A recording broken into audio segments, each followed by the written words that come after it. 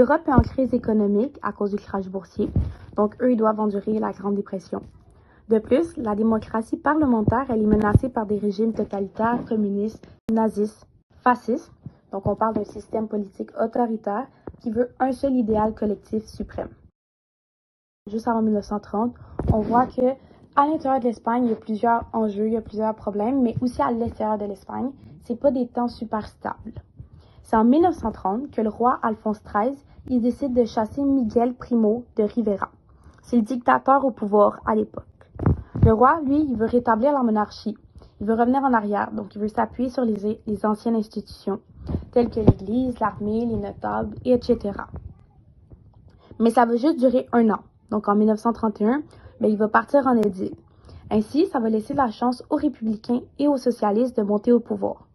Au début, le régime parlementaire, il veut rester neutre et stable, tomber dans aucun extrême. C'est le général Sanjuro qui va tenter un coup d'État, 1 an après les élections, donc en 1932. En 1933, il va aussi avoir un mouvement fasciste qui va être créé en Espagne.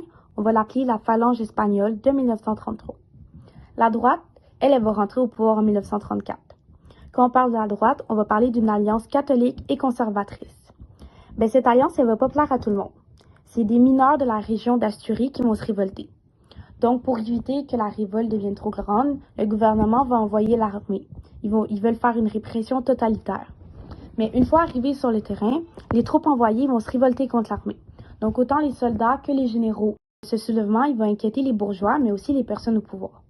Tout le monde commence à comprendre que le pays se déchire en deux, qu'il y a de plus en plus de montées de violence politique, puis que c'est bientôt les derniers jours heureux et calmes de l'Espagne.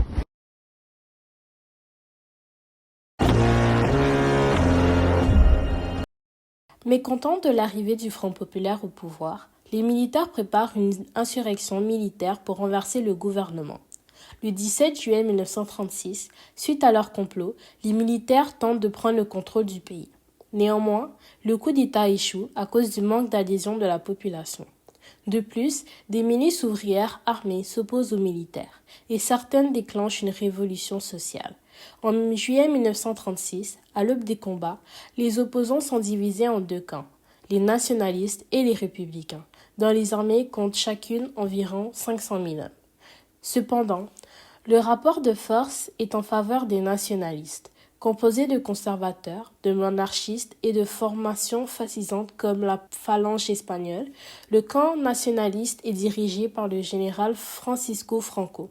L'armée nationaliste bénéficie du soutien de l'Italie fasciste et de l'Allemagne nazie. Bien équipée, elle est encadrée par des officiers expérimentés. Le camp des républicains est quant à lui composé de laïcs, de socialistes, de communistes ou encore d'anarchistes. L'armée espagnole est désorganisée suite à la formation des milices. En octobre, l'armée populaire de la République espagnole est créée. Elle bénéficie du soutien de l'Union soviétique et des brigades internationales. Cependant, elle reste moins bien encadrée et équipée que l'armée nationaliste. Le 18 juillet 1936, les combats de la guerre d'Espagne commencent lorsque l'armée de Franco traverse le détroit de Gibraltar et rejoint celle de Mola. Le conflit alterne guerre de position et offensive. En novembre 1936, les nationalistes ne parviennent pas à prendre Madrid, qui reste aux mains des républicains. Les troupes franquistes éliminent alors progressivement les poches de résistance, jusqu'à la conquête totale du territoire en 1939. Les nationalistes gagnent. La guerre est marquée par des massacres et des exécutions dans les 2 camps. En zone nationaliste, les sympathisants et les militants de gauche sont traqués et exécutés. Dans les zones contrôlées par les républicains, la répression exercée par les milices syndicales frappe les politiciens de droite, les religieux, voire les familles aisées. Des dizaines de milliers de personnes sont ainsi exécutées dans les 2 camps.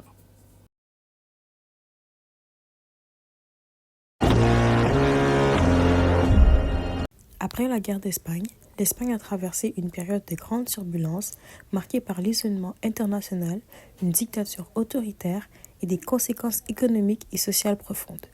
Voici les principaux aspects de la situation en Espagne après la guerre. Franco instaure une dictature qui durera jusqu'à sa mort en 1975. L'Espagne devient un État autoritaire où les libertés politiques sont sévèrement restreintes. Les partis politiques sont interdits et il n'y a plus de liberté de presse ni de droits syndicaux. Après la victoire nationaliste, des purges massives ont eu lieu, avec des centaines de milliers de personnes exécutées ou emprisonnées. Les républicains, les syndicalistes, les intellectuels et tous ceux soupçonnés d'opposition au régime étaient systématiquement persécutés. La situation économique après la guerre était catastrophique.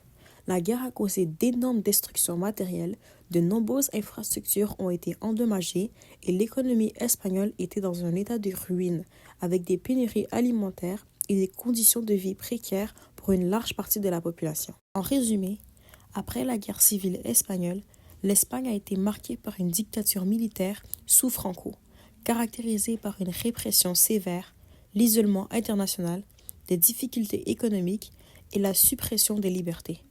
Ce n'est qu'après la mort de Franco en 1975 que l'Espagne a pu entamer un processus de démocratisation et de modernisation. Le camp républicain était composé de forces de gauche, incluant des socialistes, des anarchistes, des communistes et des républicains modérés. Ce groupe était soutenu par une large partie de la classe ouvrière, des intellectuels ainsi que de certaines régions autonomistes. Les personnes clés étaient Manuel Azaña, président de la République espagnole de 1936 à 1939. Il était un modèle républicain et une figure importante du gouvernement républicain. Luis Companys, président de la Generalitat de Catalogne et soutien majeur des républicains. José Diaz, secrétaire général du Parti communiste d'Espagne, soi-disant PCE. Il fut une figure centrale du camp républicain. André Nin, leader anarchiste et membre de la Révolution sociale en Catalogne, très impliqué dans le mouvement anarchiste.